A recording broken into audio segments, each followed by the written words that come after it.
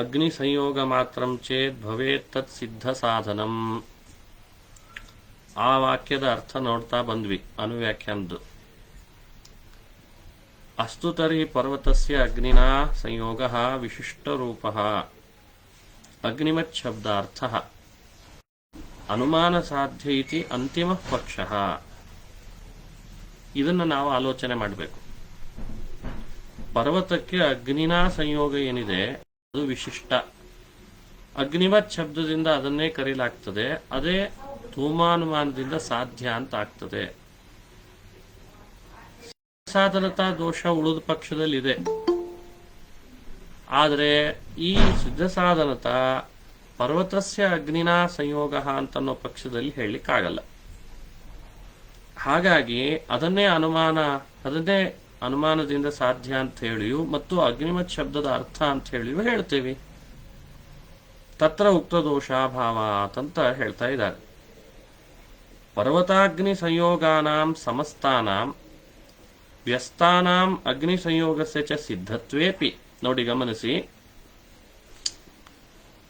ಪರ್ವತಾಗ್ನಿ ಸಂಯೋಗಗಳಲ್ಲಿ ಸಮಸ್ತಾನಾಂ ವ್ಯಸ್ತಾನಾಂ ಅಗ್ನಿ ಸಂಯೋಗಕ್ಕೆ ಸಿದ್ಧತ್ವ ಇದೆ. ಆದರೆ ಪರ್ವತಸ್ಯ ಅಗ್ನಿನಾ ಯಸ್ ಸಂಯೋಗ, ಅಂಡರ್ಲೈನ್ ಮಾಡಿ, ಪರ್ವತಸ್ಯ ಅಗ್ನಿನಾ ಯಹ ಸಂಯೋಗ ತಸ್ಯ ಪ್ರಾಕ್ ಅಸಿದ್ಧೇಃ. ಪ್ರಾಕ್ ಅಂದ್ರೆ ಅನುಮಾನಾತ್ ಪ್ರಾಕ್ ಅಗ್ನಿನಾ ಸಂಯೋಗ ಪರ್ವತಸ್ಯ ಅಸಿದ್ಧ. ಆದ್ದರಿಂದ ಸಿದ್ಧ ಸಾಧನತಾ ದೋಷ ಇಲ್ಲ. ಇದನ್ನ ಮನಸ್ಸಿನಲ್ಲಿಟ್ಟುಕೊಂಡು ಹೇಳ್ತಾ ಇದ್ದಾರೆ. ಶಂಕತೆ ಭೂಧರಸ್ಯೇತಿ. ಭೂಧರಸ್ಯಾಗ್ನಿ ಸಂಯೋಗೋ ಹೇಳಬೇಕು. ಭೂಧರಸ್ಯಾಗ್ನಿ ಸಂಯೋಗೋ ಯದಿ ಷಷ್ಟ್ಯರ್ಥ ಏವಕಃ. ಯದಿ ಷಷ್ಟ್ಯರ್ಥ ಏವಕಃ. ನೋಡಿ, ಅವರ ಶಂಕೆಗೆ ಅಭಿಪ್ರಾಯ ಸ್ಪಷ್ಟ ಗೊತ್ತಾಗ್ತದೆ. ಅಗ್ನಿಮತ್ ಶಬ್ದಾರ್ಥ ವಿಶಿಷ್ಟ ಅನುಮಾನ ಸಾಧ್ಯ ಇತಿ ಶೇಷಃ. ಅಗ್ನಿಮತ್ ಶಬ್ದಾರ್ಥ ಅದು ವಿಶಿಷ್ಟನೇ, ಅದೇ ಅನುಮಾನ ಸಾಧ್ಯ ಅಂತ ಅನ್ನೋ ಪದವನ್ನ, ಆ ವಾಕ್ಯವನ್ನ ಇಲ್ಲಿ ಯೋಜನೆ ಮಾಡಿಕೊಳ್ಬೇಕು. ಅಂದ್ರೆ ಅನುವ್ಯಾಖ್ಯಾನಕ್ಕೆ ಅನ್ವಯ ಪೂರ್ಣ ಆಗ್ತದೆ. ದೂಷಯಿತು ಪೃಚ್ಛತಿ ಷಷ್ಟ್ಯರ್ಥಕ್ಕಃ ಅಂತ. ಈಗ ಪರ್ವತಸ್ಯ ಅಗ್ನಿ ಸಂಯೋಗಸ್ಯ ಚ ಸಿದ್ಧತ್ವೇಪಿ. ಪರ್ವತ ಮೊದಲೇ ಸಿದ್ಧ, ಅಗ್ನಿ ಸಂಯೋಗ ಮಹಾನಸದಲ್ಲಿ ಸಿದ್ಧ. ಪರ್ವತಸ್ಯ ಯಹ ಅಗ್ನಿ ಸಂಯೋಗ, ಪರ್ವತಕ್ಕೆ ಅಗ್ನಿ ಸಂಯೋಗ ಅಂತೇನಿದೆ ಅದು ಸಿದ್ಧ ಆಗಿಲ್ಲ. ಇತ್ಯತಃ ಸಯೇವ ವಿಶಿಷ್ಟ ಅಗ್ನಿಮತ್ ಶಬ್ದಾರ್ಥ ಅನುಮಾನ ವೇದ್ಯ. ಅದನ್ನು ವಿಶಿಷ್ಟ ಅಂತ ಕರೆಯಲಾಗ್ತದೆ. ಅದೇ ವಿಶಿಷ್ಟ, ಅದು ಅಗ್ನಿಮತ್ ಶಬ್ದದ ಅರ್ಥವೂ ಹೌದು, ಅನುಮಾನ ವೇದ್ಯವೂ ಹೌದು ಅಂತ ಹೇಳುವ ತಾರ್ಕಿಕರು. ನಾವಲ್ಲಿ ಪ್ರಶ್ನೆ ಮಾಡ್ತೇವೆ ಮತ್ತೆ. ಇತಿ ವದತ ಪರ್ವತಸ್ಯ ಇತಿ ಷಷ್ಠ್ಯಾ ನಿರ್ದಿಷ್ಟ ಸಂಬಂಧ ಏವ ವಿಶಿಷ್ಟ ಅಗ್ನಿಮತ್ ಶಬ್ದಾರ್ಥ ಅನುಮಾನ ವೇದ್ಯ ಇತ್ಯುಕ್ತಂ ಭವತಿ. ಹಾಗಾದ್ರೆ ಪರ್ವತಸ್ಯ ಅನ್ನೋಲ್ಲಿ ಏನು ಷಷ್ಠಿ ವಿಭಕ್ತಿ ಇದೆ, ಅದರಿಂದ ನಿರ್ದಿಷ್ಟವಾದ ಏನು ಸಂಬಂಧ ಇದೆ, ಯಾಕಂದ್ರೆ ಷಷ್ಠ್ಯರ್ಥ ಸಂಬಂಧಾರ್ಥದಲ್ಲಿದೆ. ಆ ಸಂಬಂಧನೇ ವಿಶಿಷ್ಟ ಹಾಗೂ ಅಗ್ನಿಮತ್ ಶಬ್ದದ ಅರ್ಥ ಅನುಮಾನ ವೇದ್ಯ ಅಂತ ಹೇಳಿದಾಗ ಆಗ್ತದೆ. ಯಾಕಂದ್ರೆ ಅನ್ಯಸ್ಯ ಸರ್ವಸ್ಯ ಸಿದ್ಧತ್ವಾತ್. ಪರ್ವತ ಪ್ರಾಕ್ ಸಿದ್ಧ, ಅನುಮಾನಾತ್ ಪ್ರಾಕ್ ಸಿದ್ಧ. ಅಗ್ನಿ ಅನುಮಾನಾತ್ ಪ್ರಾಕ್ ಸಿದ್ಧ. ಅಗ್ನಿ ಸಂಯೋಗವು ಮಹಾನಸದಲ್ಲಿ ಅನುಮಾನಾತ್ ಪ್ರಾಕ್ ಸಿದ್ಧ. ಅಸಿದ್ಧವಾದ ಅಂಶ ಯಾವ್ದು ಹಾಗಾದ್ರೆ? ಪರ್ವತಸ್ಯ ಅಗ್ನಿನಾ ಯಸ್ ಸಂಯೋಗ ಸ ಏವ ಅಸಿದ್ಧ. ಅದು ಪ್ರಾಕ್ ಸಿದ್ಧ ಆಗಿಲ್ಲ. ಉಳಿದೆಲ್ಲವೂ ಮೊದಲೇ ಸಿದ್ಧ ಆಗಿಬಿಟ್ಟಿದೆ. ಆದ್ದರಿಂದಲೇ ಇಲ್ಲಿ ಷಷ್ಠ್ಯರ್ಥ ಇದನ್ನೇ ಮಾಡಬೇಕಾಯಿತು. ಷಷ್ಠ್ಯರ್ಥಾಶ್ಚ ಸಂಬಂಧಾ ವೈಯಾಕರಣೈ ಅನೇಕೇ ಗಣಿತಾ. ಷಷ್ಠ್ಯರ್ಥ ಸಂಬಂಧ ಅಂತ ವೈಯಾಕರಣಿಗಳು ಕೂಡ ಒಪ್ಪಿದ್ದಾರೆ. ಸಂಬಂಧಾರ್ಥದಲ್ಲಿ ಷಷ್ಠ್ಯರ್ಥ ಇದೆ ಅನ್ನೋದನ್ನು ವೈಯಾಕರಣಿಗಳು ಒಪ್ಪಿದ್ದಾರೆ. ಅನೇಕೇ ಗಣಿತಾ, ಒಂದಲ್ಲ ಅನೇಕ ಅಂತಂದಿದ್ದಾರೆ. ಅತಃ ಕೋತ್ರ ಸಂಬಂಧ ವಿವಕ್ಷಿತ ಇತಿ ಪ್ರಶ್ನಾರ್ಥ. ನೋಡಿ, ಹಾಗರ್ಥ. ಷಷ್ಠ್ಯರ್ಥ ಸಂಬಂಧ ಅಂತ ವೈಯಾಕರಣಿಗಳು ಹೇಳ್ತಾರೆ, ಅನೇಕ ಸಂಬಂಧ. ಅದರಲ್ಲಿ ಯಾವ ಸಂಬಂಧ ವಿವಕ್ಷಿತ?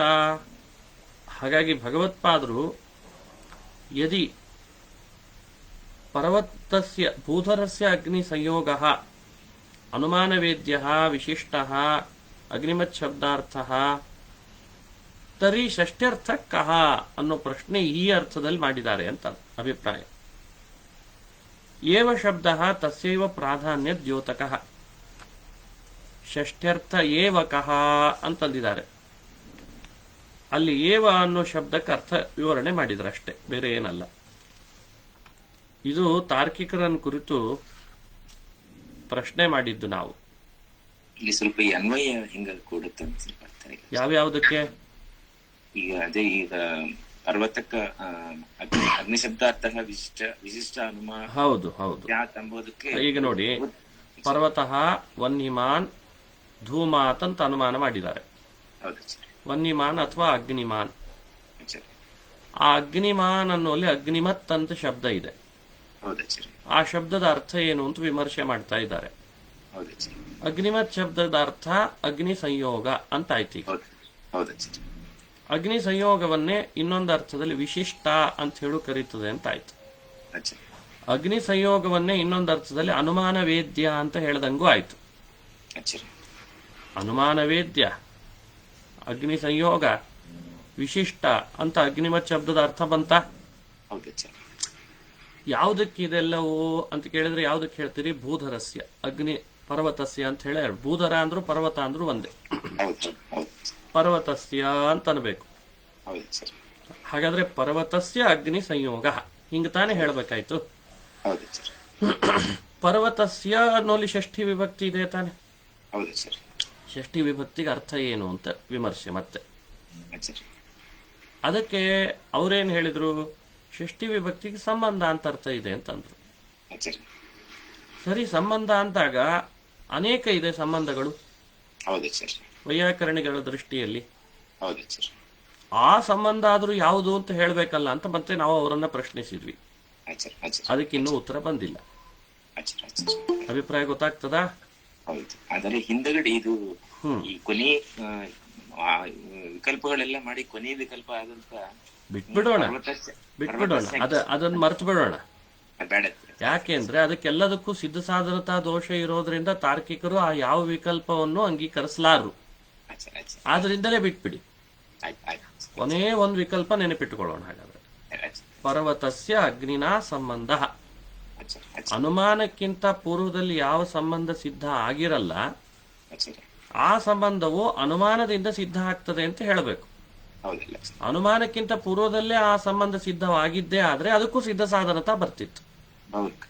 ಹಾಗಾದ್ರೆ ಸಿದ್ಧ ಸಾಧನತಾ ದೋಷ ಇಲ್ಲದಂತೆ ಅದರಿಂದ ವ್ಯಾವೃತ್ತಿ ಆಗ್ಬೇಕಾದ್ರೆ ಯಾವ ಸಂಬಂಧವನ್ನ ಹೇಳ್ಬೇಕಾಯ್ತು? ವಿಶಿಷ್ಟ ಅಂತ ಪರ್ವತಸ್ಯ ಅಗ್ನಿನ ಸಂಬಂಧ. ಇದನ್ನೇ ಹೇಳ್ಬೇಕಾಯ್ತಾ? ಇದನ್ನ ನೆನಪಿಟ್ಟುಕೊಳ್ಳೋಣ. ಇದನ್ನ ನೆನಪಿಟ್ಟುಕೊಂಡು ಮತ್ತೆ ಚರ್ಚೆ ಮುಂದುವರಿಸೋಣ. ಆ ಚರ್ಚೆ ಮುಂದುವರಿಸುವಾಗ ಈ ಅನುವ್ಯಾಖ್ಯಾನ ಬಂತಾವಾಗ ನಿಮ್ಮ ಬಾಯಲ್ಲೇ ಬಂತು. ಪರ್ವತಸ್ಯ ಅಗ್ನಿನ ಸಂಬಂಧ ಅನುಮಾನ ವೇದ್ಯ ಅನುಮಾನ ಸಾಧ್ಯ ವಿಶಿಷ್ಟ ಅಂತ ನೀವೇ ಹೇಳಿದ್ರಿ. ಹಾಗಾದ್ರೆ ಪರ್ವತಸ್ಯ ಅಂತ ನೀವು ಆಡುವ ಶಬ್ದದಲ್ಲಿ ಷಷ್ಠಿ ವಿಭಕ್ತಿಗೆ ಅರ್ಥ ಹೇಳಿ ಅಂತ ಮತ್ತೆ ಕೇಳಿದ್ವಿ ನಾವು. ಅದಕ್ಕೆ ಅವ್ರ ಬಾಯಲ್ಲಿ ಉತ್ತರ ಬಂತು. ನೋಡಿ, ವೈಯಾಕರಣಿಗಳು ಕೂಡ ಸಂಬಂಧವನ್ನು ಅನೇಕ ಅಂತ ಒಪ್ಪಿದ್ದಾರೆ. ಆ ಸಂಬಂಧಗಳಲ್ಲಿ ಒಂದ್ ಸಂಬಂಧ ಇಟ್ಕೊಳ್ಬೇಕು ಅಂತ. ಅದು ಯಾವ ಸಂಬಂಧ ಅಂತ ಮತ್ತೆ ನಾವು ಕೇಳಿದ್ವಿ. ಈಗ ಅವ್ರ ಬಾಯಲ್ಲಿ ಉತ್ತರ ಬೇಕಾಗಿದೆ, ನಮಗೆ ನಿರೀಕ್ಷೆ ಇದೆ. ನಮಗೆ ಅವ್ರ ಬಾಯಲ್ಲಿ ಒಂದು ಉತ್ತರ ಬರ್ತದೆ. ಈಗ ಏನ್ ಬರ್ತದೆ ಅಂತ ಮೊದ್ಲೇ ಹೇಳಿರ್ತೀನಿ. ಅಂದ್ರೆ ಪರ್ವತಕ್ಕೂ ಅಗ್ನಿ ಸಂಯೋಗಕ್ಕೂ ಇರುವ ಸಂಬಂಧ ಹೇಳ್ಬೇಕಲ್ಲ ಅವರು. ಅಗ್ನಿಗಲ್ಲ, ಅಗ್ನಿ ಸಂಯೋಗಕ್ಕೆ ಅಲ್ವಾ? ಅಗ್ನಿ ಸಂಯೋಗ ತಾನೇ ಪರ್ವತದಲ್ಲಿರೋದು. ಹಾಗಾದ್ರೆ ಅಗ್ನಿ ಸಂಯೋಗ ಪರ್ವತದಲ್ಲಿ ಯಾವ ಸಂಬಂಧದಿಂದ ಇದೆ ಅಂತ ಕೇಳಿದೀವಿ ನಾವೀಗ. ಅಗ್ನಿ ಸಂಯೋಗ ಗುಣ ಅಲ್ವಾ? ಮತ್ ಪರ್ವತದಲ್ಲಿ ಅದು ಯಾವ ಸಂಬಂಧದಿಂದ ಇರ್ತದೆ? ತಾರ್ಕಿಕರ ಪ್ರಕಾರ ಸಮವಾಯ. ಇದು ಅವರ ಬಾಯಲ್ಲಿ ಬರಲಿ ಅಂತ ನಾವು ನಿರೀಕ್ಷೆ ಮಾಡ್ತಿದ್ದೇವೆ. ಈಗ ಪರ್ವತಕ್ಕೂ ಅಗ್ನಿ ಸಂಬಂಧ ಪರ್ವತಕ್ಕೆ ಅಗ್ನಿಗೆ ಸಂಬಂಧ ಹೇಳ್ಬೇಕಾ ಇಲ್ಲ ಪರ್ವತ ಒಂದ್ ನಿಮಿಷ ಇಲ್ಲಿ ನೋಡಿ, ಇದು ಪರ್ವತ, ಸರಿ, ಇದು ಅಗ್ನಿ. ಹೌದಾ ಸರಿ. ಇವೆರಡಕ್ಕೂ ಮಧ್ಯದಲ್ಲಿ ಏನಿದೆ? ಸಂಬಂಧ, ಸಂಯೋಗ. ಸಂಬಂಧ ಇದೆ. ಅದು ಯಾವ್ದದು? ಸಂಯೋಗ. ಸರಿ, ಓಕೆ. ಈ ಪರ್ವತದೊಳಗೆ ಈ ಸಂಯೋಗ ಯಾವ ಸಂಬಂಧದಿಂದ ಇದೆ? ಪರ್ವತದಲ್ಲಿ ಸಂಯೋಗ ಅಸಮವಾಯ ಹೇಳ್ಬೇಕು. ಅಸಮವಾಯ ಹೇಳೋ ಹಾಗಿಲ್ಲ, ಸಮವಾಯ ಅನ್ಬೇಕು. ಅದಕ್ಕೆ ಅಸಮವಾಯ ಎಲ್ಲ ಅನ್ಬಾರ್ದು, ಸಮವಾಯ ಅನ್ಬೇಕು. ಅದನ್ನೇ ಕೇಳ್ತಿದ್ದೇವೆ ಈಗ. ಯಾಕಂದ್ರೆ ಒಂದು ಗುಣಿಯಾದ ಪರ್ವತದಲ್ಲಿ ಯಾವ ಸಂಬಂಧದಿಂದ ಇರಬೇಕು? ಮತ್ತೆ ಸಮವಾಯನೇ ಹೇಳ್ಬೇಕಲ್ಲ. ಅಗ್ನಿ ದ್ರವ್ಯ ಆದ್ರಿಂದ, ಪರ್ವತವೂ ದ್ರವ್ಯ ಆದ್ರಿಂದ, ಪರ್ವತದಲ್ಲಿ ಅಗ್ನಿ ಸಂಯೋಗ ಸಂಬಂಧದಿಂದ ಇದೆ, ದ್ರವ್ಯಗಳಿಗೆ ಸಂಯೋಗ, ಸರಿ. ಆದ್ರೆ ಸಂಯೋಗ ಒಂದು ಗುಣ ಆದ್ರಿಂದ, ಪರ್ವತ ದ್ರವ್ಯ ಆದ್ರಿಂದ, ಸಂಯೋಗ ಅಗ್ನಿ ಸಂಯೋಗ ಅನ್ನುವಂಥ ಗುಣ ಪರ್ವತದಲ್ಲಿ ಸಮವಾಯ ಸಂಬಂಧದಿಂದ ಇರ್ಬೇಕಷ್ಟೇ. ಇದು ತಾರ್ಕಿಕರ ಪ್ರಕ್ರಿಯೆಯಲ್ಲಿ ಅವರು ಒಪ್ಪಿಕೊಂಡದ್ದನ್ನು ಇಟ್ಕೊಂಡು ಮಾತನಾಡ್ತಿದ್ವಿ.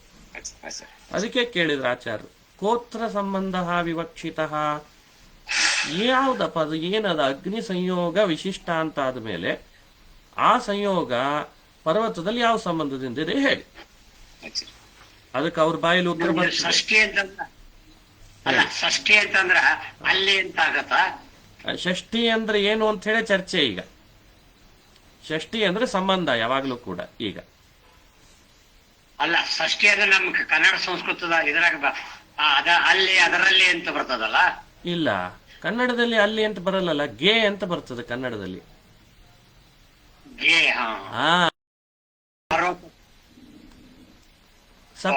ಅಲ್ವಾ? ಪ್ರಥಮ ಉ, ದ್ವಿತೀಯ ಅನ್ನು, ತೃತೀಯ ಇಂದ, ಚತುರ್ಥಿ ಗೋಸ್ಕರ, ಪಂಚಮಿ ದೆಸೆಯಿಂದ, ಷಷ್ಠಿ ಗೆ, ಸಪ್ತಮಿ ಅಲ್ಲಿ. ಕನ್ನಡ ತಾನೇ ಕೇಳಿದ್ ನೀವು ವಿಭಕ್ತಿ ಅರ್ಥ? ಪರ್ವತಕ್ಕೆ. ಪರ್ವತಕ್ಕೆ ಅಗ್ನಿ ಸಂಯೋಗ. ಯಾವ ಸಂಬಂಧ? ದಲ್ಲಿ ಅಲ್ಲ, ಪರ್ವತೆ ಅಂದ್ರೆ ದಲ್ಲಿ ಆಗ್ತಿತ್ತು. ಆ ಸಂಬಂಧ ಅಲ್ಲಿ ಒಂದು ಸಂಬಂಧ ತೋರ್ತದ ತಾನೆ. ಪರ್ವತಕ್ಕೆ, ಪರ್ವತದಲ್ಲಿ ಅಂತ, ಪರ್ವತಕ್ಕೆ ಅಂದಾಗ ಸಂಬಂಧ ತೋರ್ತದೆ. ರಾಮಸ್ಯ ಭೃತ್ಯ, ರಾಮನ ಭೃತ್ಯನು ಅಂದಾಗ ರಾಮನಿಗೆ ಅಂದಾಗೆಲ್ಲ ಒಂದು ಸಂಬಂಧ ತೋರ್ತತಾನೆ, ಭೃತ್ಯನಿಗೂ ರಾಮನಿಗೂ. ಹಂಗೆ ಪರ್ವತಸ್ಯ ಅಂದಾಗ ಷಷ್ಠಿ ವಿಭಕ್ತಿ, ಅದು ಸಂಬಂಧ ವಾಚಕ. ಆ ಸಂಬಂಧ ಯಾವುದು? ಬಹಳ ಇದೆ, ಅನೇಕ ಅಂತ ವೈಯಾಕರಣಿಗಳು ಹೇಳಿದ್ದಾರೆ. ಆ ವಿಶೇಷ ಏನು ಅಂತ ಹೇಳಿ ನಮಗೆ ಅಂತ ಕೇಳಿದ್ರು. ಮತ್ತೆ ಪುನಃ ಭಗವತ್ಪಾದರು ಈ ಅನುವ್ಯಾಖ್ಯಾನದ ಅಭಿಪ್ರಾಯ ಅಷ್ಟು. ಅದಕ್ಕೆ ಅವ್ರ ಬಾಯಿಯಿಂದ ಉತ್ತರ ಏನ್ ಬರ್ತದೆ ಗೊತ್ತಿತ್ತು ಬದಲೇ. ಏನಂತ? ಅಗ್ನಿ ಸಂಯೋಗ ಗುಣ ಆದ್ರಿಂದ ಪರ್ವತ ದ್ರವ್ಯ ಸಂಯೋಗ ಅನ್ನೋದು ಸಮವಾಯ ಸಂಬಂಧದಿಂದಲೇ ಇರ್ತದಾದ್ರಿಂದ ಸಮವಾಯ ಅಂತ ಅವ್ರ ಬಾಯಿಂದ ಉತ್ತರ ಬಂತು.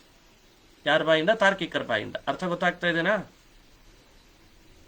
ನೋಡಿ, ಅದು ಮುಂದಿನ ಅನುವ್ಯಾಖ್ಯಾನಕ್ಕೆ ಬರ್ತದೆ. ಆ ಉತ್ತರಂ ಶಂಕತೆ ಸಮವಾಯ ಇತಿ, ಸಮವಾಯೋ ಯದಿಹಿ ಹೇಳಬೇಕು. ಸಮವಾಯೋ ಯದಿಹಿ. ನೋಡಿ, ಈಗ ಹೇಳ್ತಾರೆ, ಸಂಯೋಗೋ ಹಿ ಗುಣ, ಪರ್ವತಶ್ಚ ಗುಣಿ, ಗುಣಗುಣಿನೋಶ್ಚ ಸಮವಾಯ ಸಂಬಂಧ ಇತಿ ಪ್ರಸಿದ್ಧಂ ಇತಿ ಹಿ ಶಬ್ದಾರ್ಥ. ಸಂಯೋಗ ಗುಣ ಆಗಿದೆ, ಪರ್ವತ ಗುಣಿಯಾಗಿದೆ, ಗುಣ ಹಾಗೂ ಗುಣಿಗಳ ಮಧ್ಯದಲ್ಲಿ ಸಮವಾಯ ಅಂತ ಹೇಳಿ ತಾರ್ಕಿಕರ ದರ್ಶನದಲ್ಲಿ ಪ್ರಸಿದ್ಧ ವಿಷಯ. ಷಷ್ಠ್ಯರ್ಥ ಇತಿ ವರ್ತತೆ. ಸಮವಾಯ ಯದಿ ಷಷ್ಠ್ಯರ್ಥ ಅಂತ ಅನ್ವಯ ಮಾಡಿಕೊಳ್ಳಿಕ್ಕೆ ಅದನ್ನ ಶೇಷ ಪೂರ್ಣ ಮಾಡಿಕೊಂಡ್ರು. ಅನುವ್ಯಾಖ್ಯಾನ ಸ್ಪಷ್ಟ ಅನ್ವಯ ಆಯಿತು. ಷಷ್ಠ್ಯರ್ಥ ಯದಿ ಸಮವಾಯ, ಷಷ್ಠ್ಯರ್ಥ ಒಂದು ವೇಳೆ ಸಮವಾಯ ಅಂತಾದರೆ ನಿರಾಕರೋತಿ.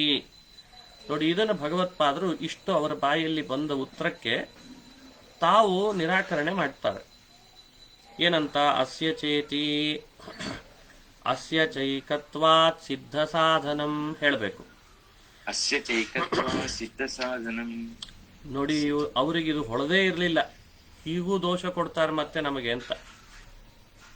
ಹಿಂದೆ ಅಂತ್ಯಪಕ್ಷ ಬಿಟ್ಟು ಉಳಿದೆಲ್ಲದಕ್ಕೂ ಯಾವ ಸಿದ್ಧ ಸಾಧನತಾ ದೋಷ ಇದೆಯೋ ಈಗ ಅಂತ್ಯಪಕ್ಷದಲ್ಲೂ ಅದೇ ಸಿದ್ಧ ಸಾಧನತಾ ಮರುಕಳಿಸ್ತದೆ ಅಂತ ಹೇಳ್ತಾರೆ.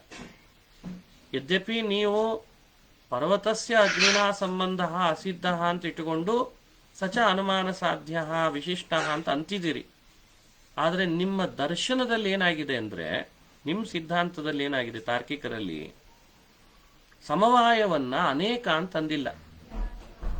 ವೈಯಾಕರಣಿಗಳ ಬಗ್ಗೆ ಅದಕ್ಕೆ ಹೇಳುವಾಗ ಸಂಬಂಧ ಅನೇಕೆ ಅಂತಂದಿದ್ದಾರೆ. ಸರಿ, ನೀವು ಸಂಬಂಧ ಸಮವಾಯವನ್ನು ಒಂದು ಅಂತಿದ್ದೀರಿ. ಗಮನಿಸ್ತಾ ಇದ್ದೀರಾ? ಸಮವಾಯ ಸಂಬಂಧ ತಾರ್ಕಿಕರಲ್ಲಿ ಏಕಾನಿತ್ಯ. ಇದನ್ನ ನಾನು ಮೊನ್ನೆನೂ ಪಾಠ ಮಾಡುವಾಗ ಅವಾಗ ಹೇಳಿದ್ದೇನೆ. ಅವರಲ್ಲಿ ಸಮವಾಯ ಒಂದು ಅಂದಿದ್ದಾರೆ, ಅದಕ್ಕೆ ಇಷ್ಟೆಲ್ಲ ಸಮಸ್ಯೆ ಆಗ್ತಾ ಇದೆ ಅವರಿಗೆ ಅಂತ. ಈಗ ನಿರಾಕರಣೆ ಮಾಡೋದು ಅದೇ. ಏಕತ್ವ ನಿರಾಕರಣೆ ನಡೆದಿದೆ ನೋಡಿ. ಅದಕ್ಕೆ ಇಲ್ಲೂ ಹೇಳ್ತಾರೆ, ಅಸ್ಯ ಚ ಏಕತ್ವಾತ್. ಯಾವ ಸಮವಾಯ ಸಂಬಂಧ ನೀವು ಷಷ್ಠ್ಯರ್ಥ ಅಂತ ನೀವೀಗ ವಿವರಣೆ ಕೊಡ್ತಿದ್ದೀರಿ, ಅದು ನಿಮ್ಮ ದೃಷ್ಟಿಯಲ್ಲಿ ನಿಮ್ಮ ಸಿದ್ಧಾಂತದಲ್ಲಿ ಏಕ ಅಂತ ಅಂದದ್ರಿಂದ ಅದು ಪೂರ್ವದಲ್ಲಿ ಸಿದ್ಧ ಆಗೇ ಆಗಿದೆ. ಆದ ಕಾರಣ ಈ ಅನುಮಾನಕ್ಕೆ ಪುನಃ ಸಿದ್ಧ ಸಾಧನತಾ ಬಂತು ನೋಡಿ. ಅಸ್ಯ ಚ ಏಕತ್ವಾತ್ ಸಿದ್ಧ ಸಾಧನಂ, ಇಷ್ಟರ್ಥ. ಇನ್ನೂ ವಿವರಣೆ ಕೊಡ್ತಾರೆ, ಉದಾಹರಣೆ ಕೊಟ್ಟು, ಪರ್ವತಾದೇರಿವ ಸಮವಾಯಸ್ಯ ಚ ಸಿದ್ಧತ್ವಾದಿತಿ ಶೇಷಃ. ಅನುಮಾನದಿಂದ ಯಾವುದನ್ನು ಸಾಧನೆ ಮಾಡಬೇಕು? ತತ್ಪೂರ್ವದಲ್ಲಿ ಯಾವುದು ಸಿದ್ಧ ಆಗಿರಲ್ಲ ಅದಂತಾನೆ ಸಾಧನೆ ಮಾಡಬೇಕು. ಪೂರ್ವದಲ್ಲಿ ಸಿದ್ಧನೆ ಆಗಿದ್ದನ್ನೇ ಸಾಧಿಸೋದಾದ್ರೆ ಅನುಮಾನಕ್ಕೆ ಏನ್ ದೋಷ ಬರ್ತದೆ? ಸಿದ್ಧ ಸಾಧನ. ಈಗ ಅಲ್ಲಿ ಪರ್ವತ ಅಗ್ನಿಮತ್ ಶಬ್ದಾರ್ಥ ಅಂತಂದಾಗ ಹೇಗೆ ಸಿದ್ಧ ಸಾಧನತಾ ಬಂತೋ, ಷಷ್ಠ್ಯರ್ಥ ಸಮವಾಯ ಅಂತ ನೀವು ಒಪ್ಪಕೊಂಡ್ರಿ, ಈಗಲೂ ಸಿದ್ಧ ಸಾಧನತಾ ತಪ್ಪಲ್ಲ ನಿಮಗೆ ಅಂತಾರೆ. ಯಾಕೆ? ಆಚಾರ್ಯ, ಇಲ್ಲಿ ಅಗ್ನಿಯನ್ನ ಸಾಧನೆ ಮಾಡ್ಲಿಕ್ಕೆ ಹೋಗಿದ್ದ ಅನುಮಾನ ಅಲ್ಲ.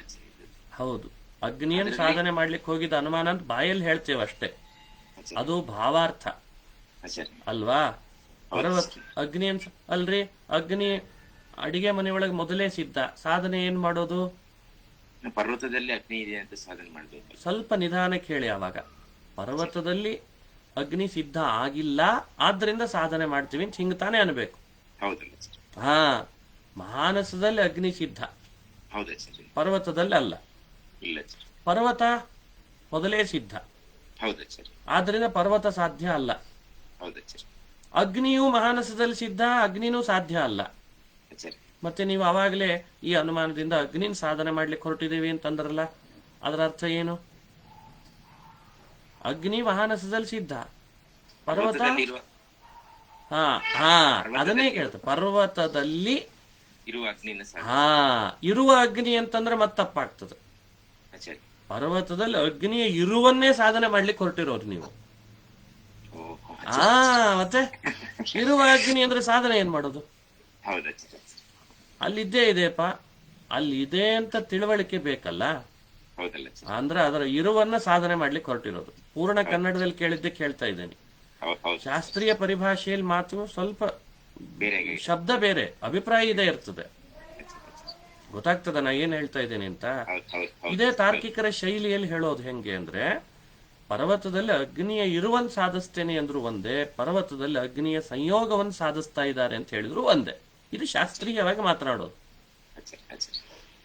ಗೊತ್ತಾಗ್ತದಾ? ಧೂಮಾನುಮಾನ ಏನ್ ಮಾಡ್ಲಿಕ್ಕೆ ಹೊರಟಿದೆ? ಅಗ್ನಿ ಸಂಯೋಗವನ್ನ ಪರ್ವತದಲ್ಲಿ ಸಾಧಿಸ್ಲಿಕ್ಕೆ ಹೊರಟಿದೆ ಅಂತ ಹೇಳ್ಬೇಕು. ಪರ್ವತಸ್ಯ ಅಗ್ನಿನಾ ಸಂಬಂಧ ಸಂಯೋಗ ರೂಪ ಸಹ ಸಾಧ್ಯತೆ ಅನ್ಬೇಕು. ಇದನ್ನೇ ಸಾಧಿಸ್ತಾ ಇದ್ದಾರೆ ಅಂತ ತಿಳಿದದ್ದು ಹೆಂಗ್ ನಿಮಗೆ ಅಂದ್ರೆ, ಪೂರ್ವದಲ್ಲಿ ಇದು ಮೊದಲು ಸಿದ್ಧ ಆಗಿಲ್ಲ ಅಂತ.